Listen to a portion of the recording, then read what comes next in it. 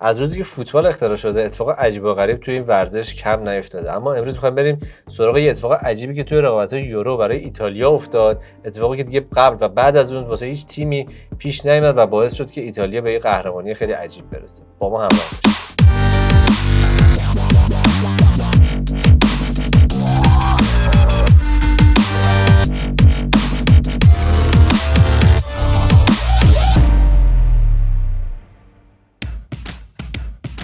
خیلی‌ها میگن ضربات پنالتی آخر بازی توی فوتبال ناعادلانه هستن و شانس توی اونها دخیله.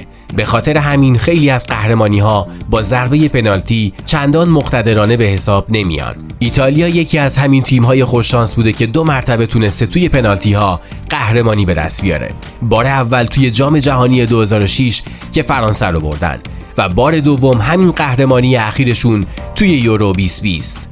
با این حال توی تاریخ فوتبال راه‌های شانسی تری نسبت به پنالتی ها برای تیم برنده وجود داشتن. گل طلایی یکی از این روش‌های نچندان عادلانه بوده، اما باز هم روش‌های دیگه‌ای بودن که پنالتی پیش اونها حکم عدالت تمام عیار رو داشته.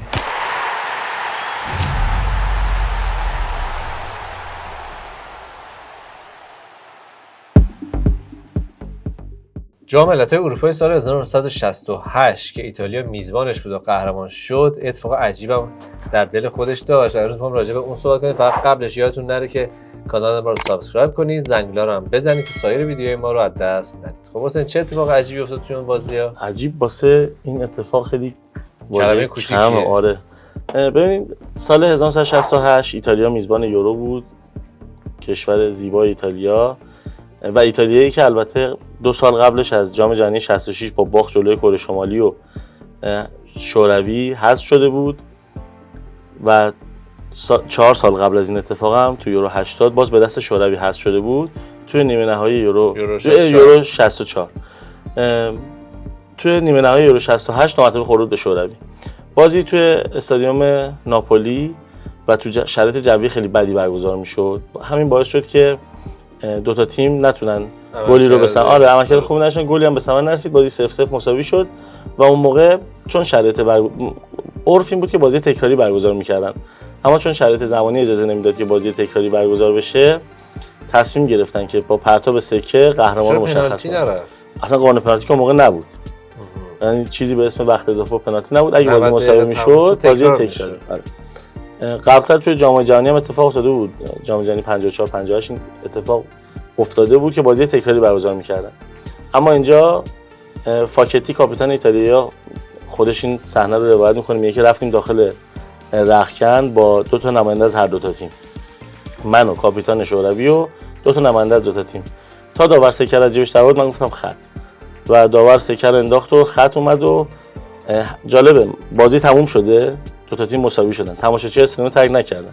ببینن نتیجه آره از رختکن وقتی که پاکتی با خوشحالی اومد بیرون تماشاچی‌ها فهمیدن که تو رختکن انجام آره شد. بردن تو رختکن. نه این تصویری که الان دیدیم مال سکه اول بازی بود. خب فیلمی که از اون رختکن در نیومد تو رختکن دلیل خاصی شاید اصلا همونجا تصمیم گرفتن سکه بندازن، شاید رفتن مثلا بگن که کی برنده بشه.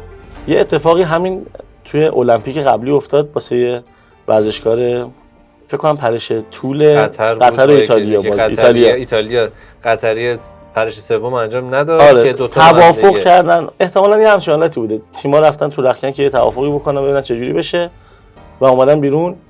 با پرتاب سکه ایتالیا تونست بره فینال. تو فینال هم 2-0 یوگسلاوی رو شکست داد و توی خاک خودشون قهرمان شدن. چندم قهرمان؟ اولین قهرمانیشون بود تو شرایط خیلی بدی. ببین گفتم یورو قبلی حذف شده بودن، جام جهانی 66 با اون فضاحت حذف شده بودن جلوی کره شمالی، جوری که وقتی برگشته بودن ایتالیا با گوجه و سبزیجات و اینا زده بودن بازیکن‌های تیم ملی. کلم و کاهو. آره دیگه پرت کردن. و یورو 68 جایی بود که ایتالیا میتونست یه کمر راست کنه دیگه. توی خونه خودش بازی‌ها به میزبانی ایتالیا برگزار میشد. حالا جالبه شاید اون سکه اصلا روند فوتبال ایتالیا رو تغییر. حالا جالبه فینال بازم مساوی میشه، میره به وقت اضافه بازم مساوی میشه، بازی تکراری برگزار میکنن 2-1 میبره ایتالیا. 2-0. آره بازی اول 1-1 میشه، بازی دوم 2-0. یعنی بازی تکراری تو فینال انجام شده، تو نیمه نهایی سکه انداختن. احتمالاً همون شرایط بد جوی و زمان نبوده، زمانش و اینا احتمالاً برنامه‌ریزیش نمیشه و این قهرمانی عجیب و اول غریب ایتالیا توی ایتالیا جام ملت‌های اروپا که دیگه رفت تا سال 2020 که تونستن دوباره قهرمان شدن. قهرمان شدن و دوبار قهرمان جام دوباره جهانی قهرمان شدن. مرسی حسین، مرسی از شما که با ما همراه بودین. قهرمانی عجیب ایتالیا تو سال 968 رو با هم دیگه دیدیم. یادتون نره که ما رو سابسکرایب کنید، زنگوله رو هم بزنید که سایر ویدیوهای طرفداری از دست ندید. به همراه حسین خسروی با شما خداحافظی می‌کنیم. خدا نگهدار.